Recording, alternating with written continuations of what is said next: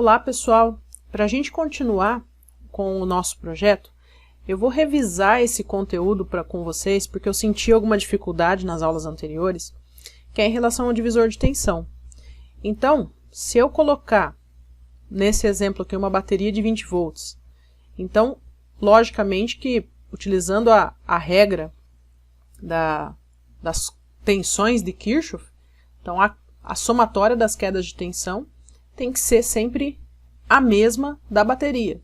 Então, se eu colocar, por exemplo, mesmo que seja um circuito aqui paralelo, o equivalente desses dois aqui vai dar 10K, né? 20 com 20, o equivalente vai dar 10, deixei aqui diferente só para facilitar para vocês. Então, se eu passar aqui o slide, ó, simulando lá no Proteus, então aqui, ó, desse ponto a esse é o mesmo ponto aqui da minha bateria, certo? Que eu estou lendo no mesmo potencial da bateria. Porém, a hora que eu estou lendo aqui nesse ponto aqui, ó, então estão dividindo a tensão. Então, quer dizer que eu tenho 10 volts de queda de tensão nesse resistor e mais 10 volts divididos em paralelo aqui nesses dois resistores. Então, desse ponto aqui, que é o mesmo ponto comum entre eles, eu tenho os meus 10 volts. Esse conceito é importante porque facilita na hora que vocês forem fazer qualquer tipo de ação ali, por exemplo, você vai ler a tensão de entrada da lâmpada que vai ser a nossa carga. Eu vou alimentá-la em 127 volts RMS na nossa tomada. Então é mais fácil você fazer um divisor de tensão para ler o sinal da queda de tensão nessa lâmpada. Então, como eu não consigo ler 127 volts, o que eu faço? Eu calculo um divisor de tensão para que essa tensão chegue num nível para eu poder medir e alimentar nos meus amplificadores operacionais e condicionar esse meu sinal para eu ler no Arduino, tá bom?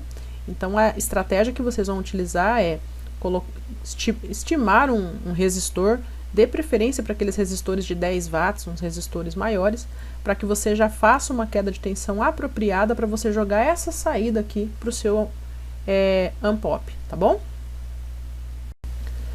Então, por exemplo, num sinal senoidal. Então, vou colocar aqui um sinal senoidal de 60 Hz de amplitude 15 volts. Se eu colocar um divisor de tensão nessa entrada aqui, neste caso eu estou colocando um divisor, está dividindo pela metade a tensão de entrada, né? Então, se eu tenho 15 de amplitude, ele está jogando 7,5 volts aqui na minha saída.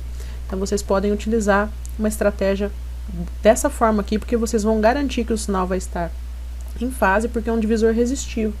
Então, você não vai perder sinal, certo? Falando agora sobre a parte prática do amplificador operacional, como a gente observou que alguns de vocês ainda não tiveram a aula de amplificadores, então o que eu fiz aqui para vocês? Eu peguei o LM741 e trouxe a pinagem, né, o diagrama de pinos dele. Então, como que a gente vai utilizar? Então, ó, geralmente o pino 2, ó, ele é a entrada inversa. Então, é o sinal negativo aqui, lá daquele símbolo do meu inversor. E o pino 3 é a entrada não inversa, né? Então a entrada positiva e negativa. Aqui é a minha alimentação, que tem que ser simétrica, de negativa, né, de tensão negativa, e o pino 7 é a minha alimentação positiva. E o pino 6 é a minha saída, certo? Então vamos colocar aqui nesse exemplo que eu vou colocar uma entrada CA. Nesse caso aqui eu estou colocando uma entrada de 10 volts com ganho unitário. E vamos ver qual que vai ser a saída. Então o que eu fiz aqui? Aqui é só para a parte final aqui da medição RMS, mas eu coloquei uma bateria 12 volts aqui negativo, alimentando o pino 4, a parte positiva dessa bateria de 12 volts alimentando meu pino 7 e todo mundo no mesmo potencial, ó, todo mundo na mesma referência, tá? Então, ó, qual que vai ser a saída desse circuito aqui? E entrando na parte inversora do meu amplificador operacional. Então, aqui, ó, entrei com 10K e 10K. Isso é um ganho unitário. Eu vou explicar para vocês nos próximos slides o porquê que isso aqui é um ganho unitário. Então, a gente pode observar que essa é a minha entrada e essa é a minha saída. Então, como o próprio nome já diz, ela é uma saída inversora. Ela está invertendo o meu sinal de entrada. Porém, como o ganho é unitário, eles estão com a mesma amplitude. E se eu quiser mexer nessa amplitude, o que eu preciso fazer? Então vamos para o segundo exemplo agora. Neste exemplo, o que a gente fez? Utilizando a teoria de amplificador de configuração inversora, que é esse caso, então eu sei que a entrada pela saída, a relação saída pela entrada, vai ser igual a menos RF sobre R1. Esse é o ganho do amplificador operacional. Então, quem que é meu RF nesse circuito aqui? É meu R4, certo? É aquele que faz a retroalimentação aqui com a saída do amp-op.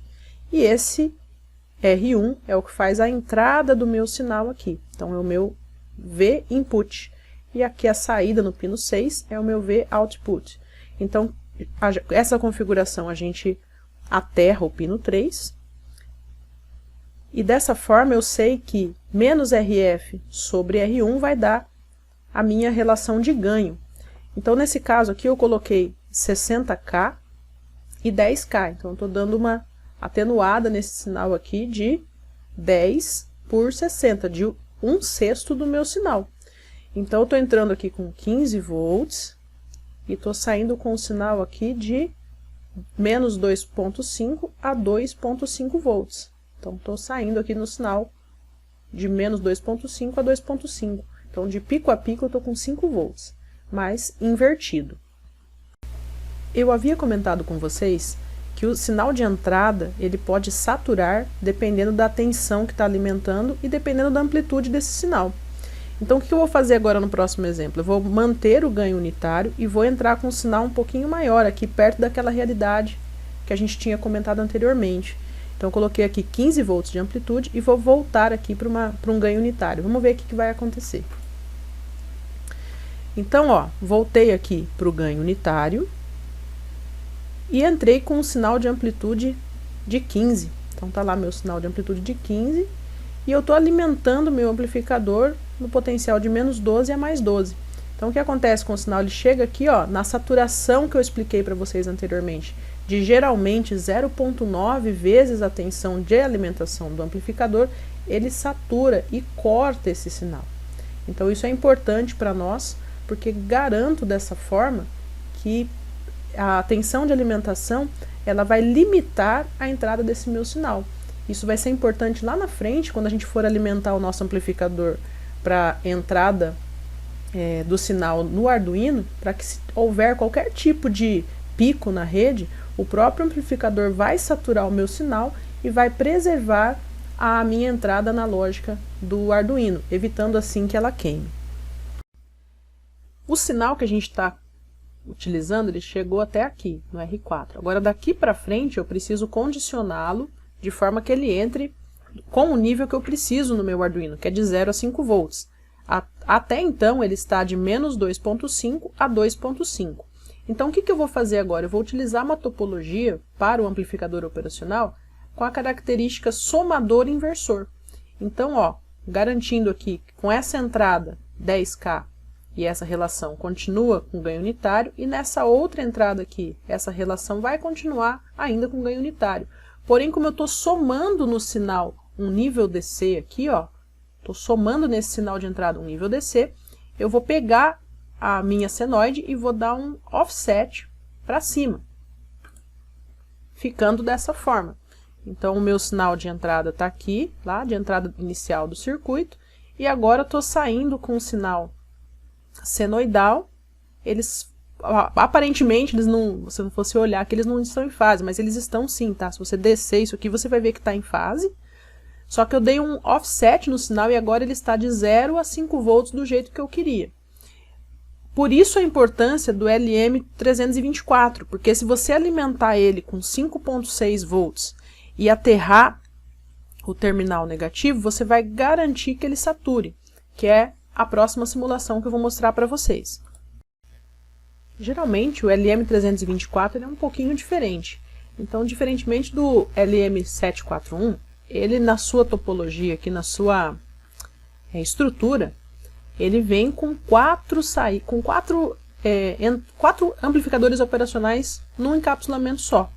Então, por exemplo, esse cara aqui, ó, ele é um, esse cara aqui é um outro conjunto, esse outro conjunto e esse outro conjunto. Então, ó, eu vou utilizar, por exemplo, essa entrada 1 e a alimentação VCC positiva dele está no pino 4, e a negativa ou o GND vai estar no pino 11. E a saída aqui no pino 1. Então tá exatamente aqui que eu já substituí no circuito, peguei aqui o LM324, tá vendo? Então coloquei aqui na entrada inversora, aterrei o meu pino 3, alimentei, nesse caso aqui com 6 volts, e aterrei o meu sinal aqui no pino 11, tá? Então essa é a configuração que a gente fez agora. Dessa forma, eu já posso entrar com o meu sinal no Arduino.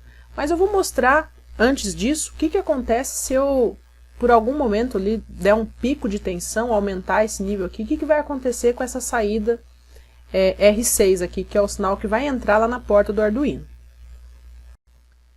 Então eu vim direto aqui para o Proteus para que vocês possam observar. Então estou aqui com a minha entrada de 15 volts e eu vou mudá-la aqui para 20 volts. E vou simular aqui. Pronto. Então tá lá, ó, entrei com 20 volts, deixa eu dar uma melhorada aqui. E o sinal ele realmente satura nesse que eu comentei com vocês. Ó, ele está saturando em 5 volts e saturando em 0. Mesmo aumentando a amplitude, ó, eu estou garantindo que não vai queimar a entrada aqui do meu Arduino. Então por isso que a gente utiliza essa topologia aqui para proteger a minha entrada analógica. Tá? Então isso aqui é uma outra forma de proteção do sinal.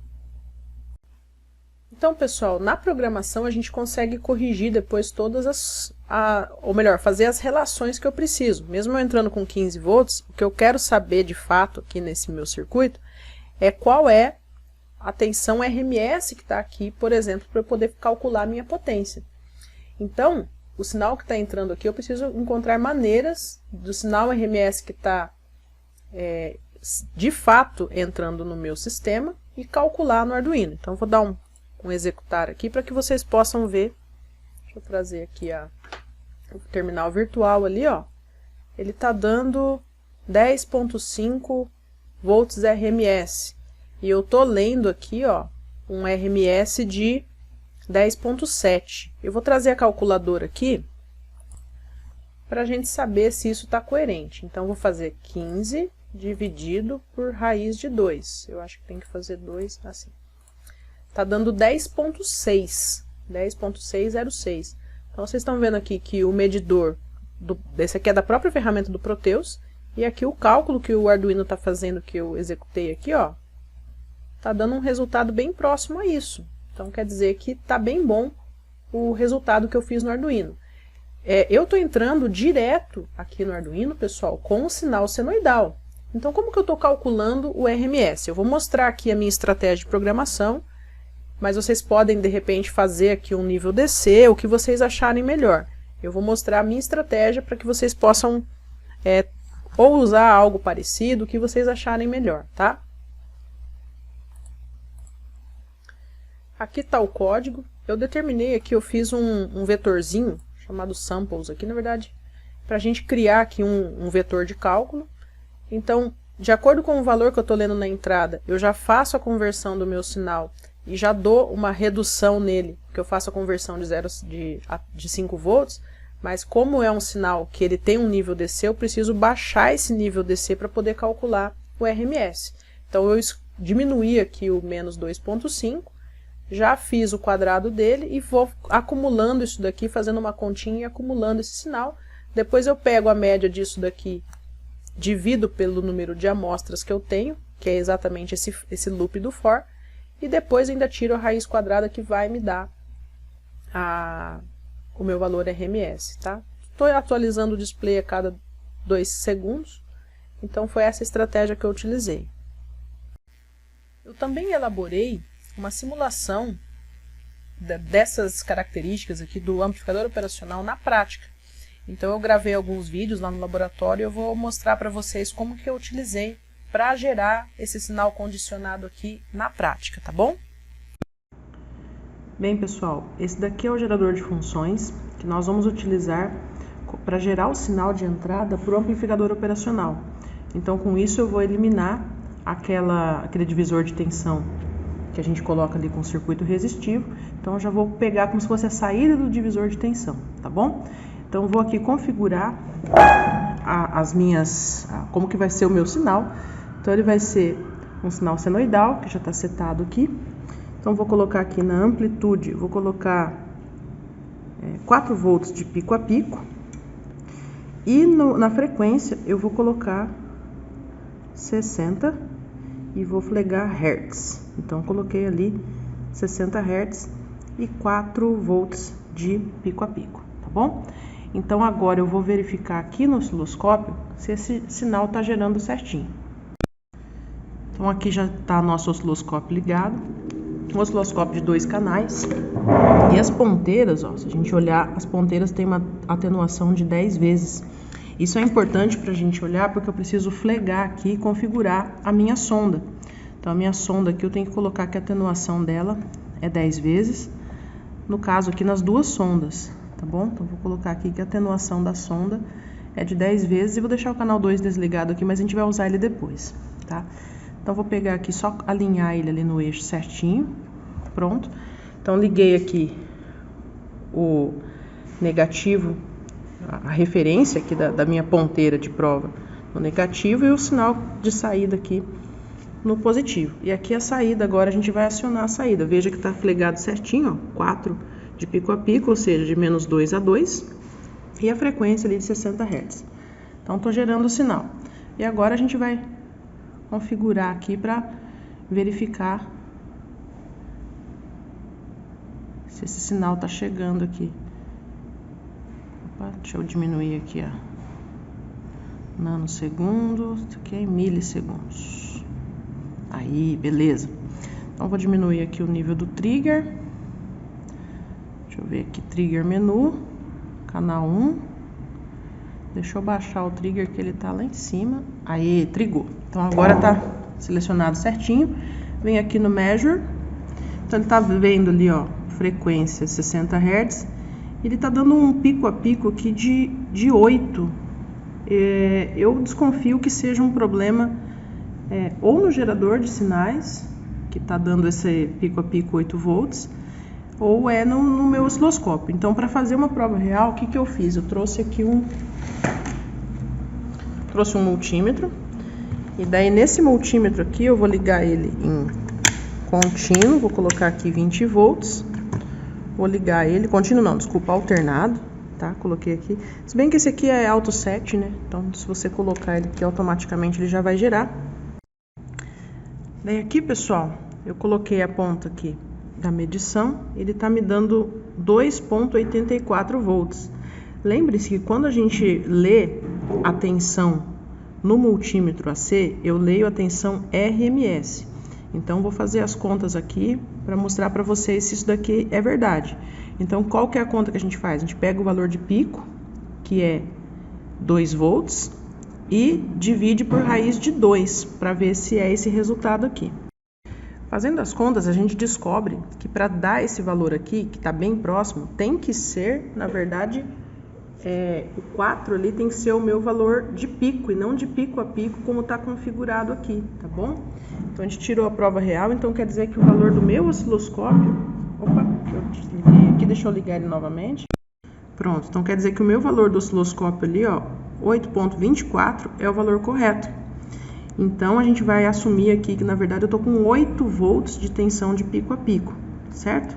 Então, tá tudo certinho aqui. Então, só tomem esse cuidado quando vocês forem usar o gerador de funções. Mas, nesse caso aqui, é só para teste mesmo. Então, estou mostrando aqui algumas coisas que a gente sempre tem que verificar quando a gente estiver fazendo medições. Então, sempre você testar 2 equipamentos, utilizar redundância, para você tirar a prova, que às vezes pode estar variado o teu equipamento, tá bom? Então, agora eu vou pegar esse sinal aqui e vou colocar no meu amplificador operacional. Eu liguei aqui a nossa fonte de bancada, que vai simular aquela fonte simétrica que vocês estão fazendo. Na verdade, vou utilizá-la como fonte simétrica.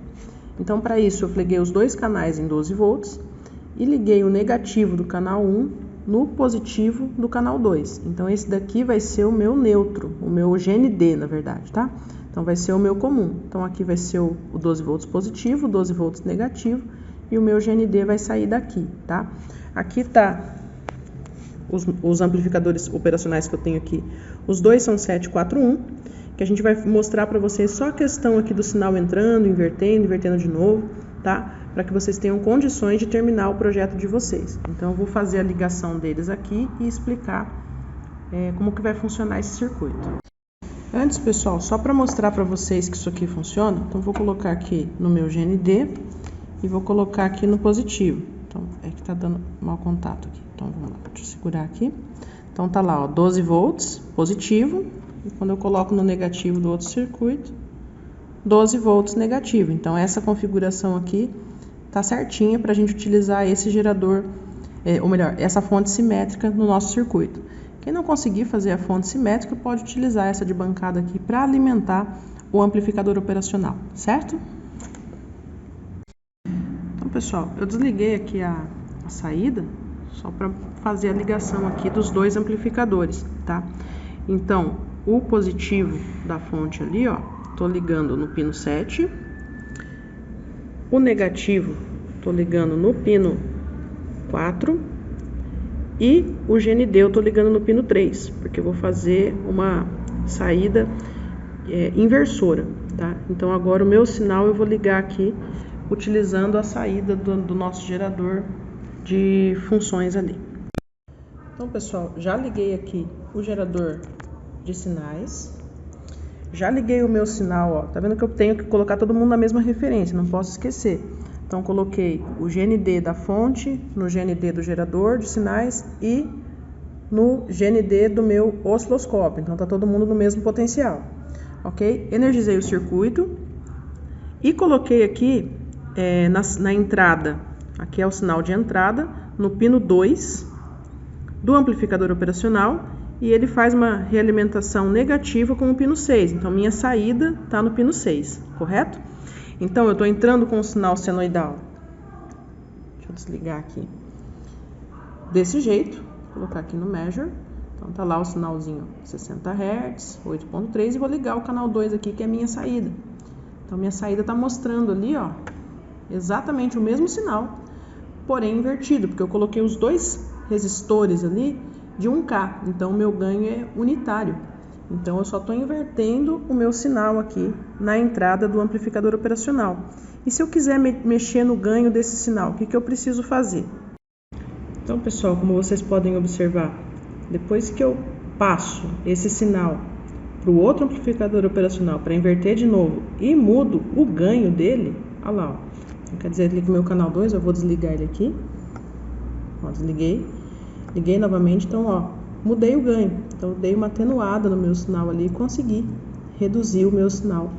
Ali, ó, eu atenuei, coloquei um resistor em série, como eu falei para vocês, ficando 2K. Então, reduzi pela metade ali o valor do meu sinal, tá? Então, é assim que funciona o amplificador operacional, certo? Então, pessoal, eu peguei aqui, ó, fiz uma soma de aproximadamente 1.4 volts, pelo que eu medi aqui. Eu fiz um divisor resistivo aqui, rapidinho, só pra gente ver que realmente você soma lá na saída do teu sinal esse nível DC. Então, quando você consegue somar na saída desse sinal o nível DC, então você joga a tua senoide lá para cima. Então, o ideal é que esse sinal que está aqui embaixo, ó, ele fique bem próximo aqui do zero, um pouquinho acima do zero, e a saída do sinal de vocês aqui, o pico dele máximo ali seja até 5 volts.